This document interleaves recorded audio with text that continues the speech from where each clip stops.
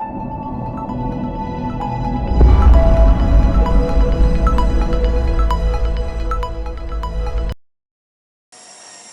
saudara, senang sekali saat ini saya diberikan kesempatan untuk menyampaikan materi tentang komitmen.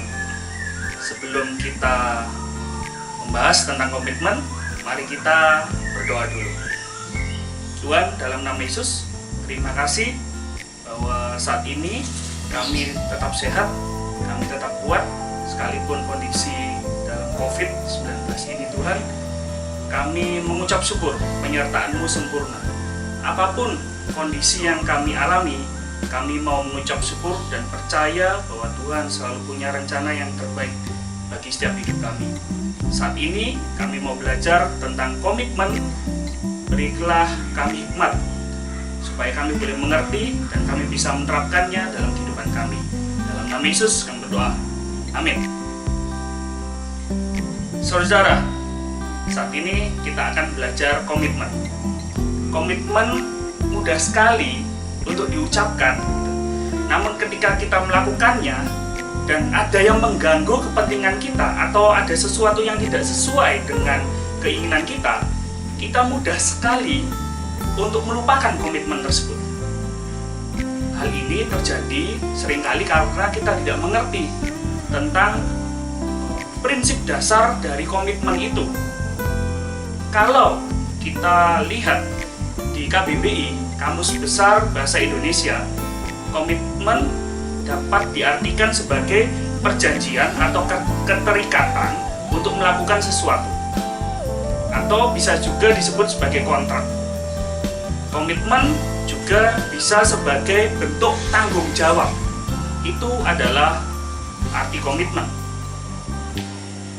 Kalau kita lihat ketika pernikahan, suami istri menyampaikan komitmennya, janji pernikahan akan sehidup semati, dalam suka maupun duka, dalam sehat maupun sakit, dalam kaya maupun miskin, sampai maut memisahkan mereka. Komitmen dalam pekerjaan juga biasanya disampaikan oleh calon karyawan ketika interview dengan HRD. Mereka akan katakan, saya akan memberikan yang terbaik buat perusahaan. Begitu juga dalam pelayanan.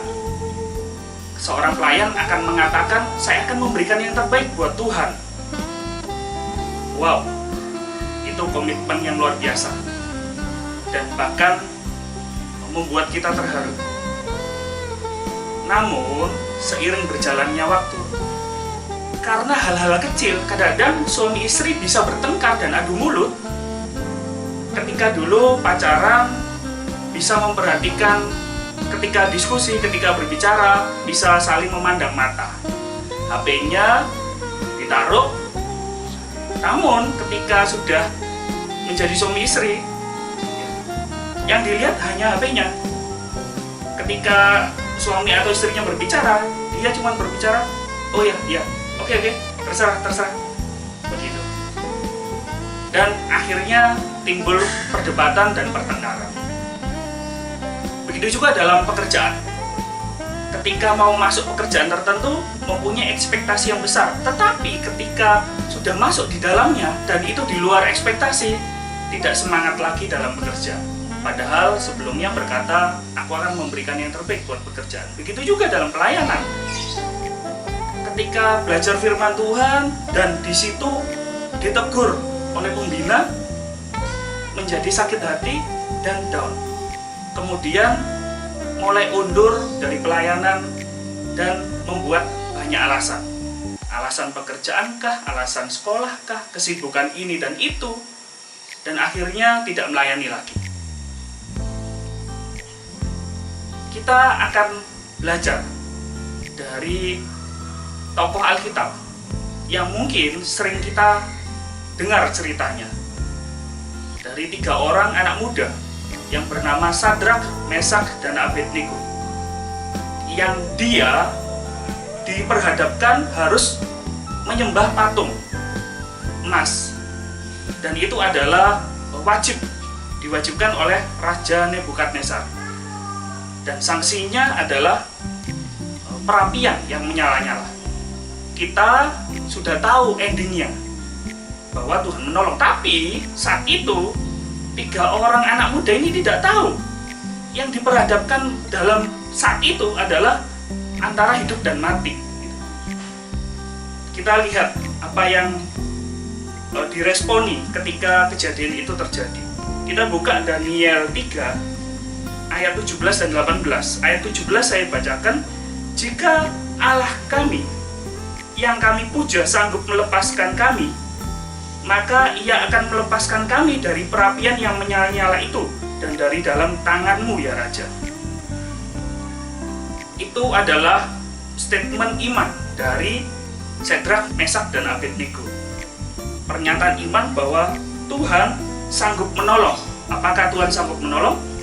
Ya, Tuhan sanggup menolong. Itu adalah pernyataan iman. Tapi kita baca selanjutnya di ayat 18.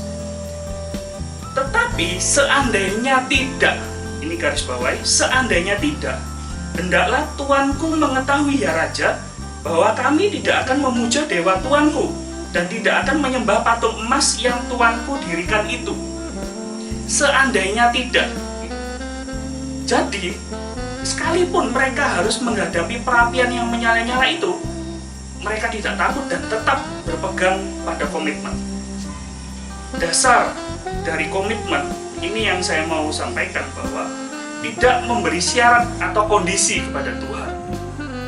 Apapun yang terjadi, komitmen tetap dipegang dan tetap dijalankan, yaitu bersandar pada Tuhan dan tidak mau menyembah patung atau tidak mau karena kondisi-kondisi tertentu sehingga undur atau tidak menepati komitmen tersebut.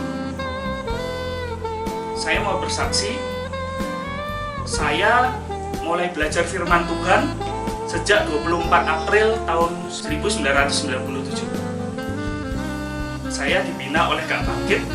Saat itu saya mengakui bahwa percaya bahwa Yesus adalah Tuhan dan Juru Selamat saya secara pribadi. Saya masih kelas 1 SMP.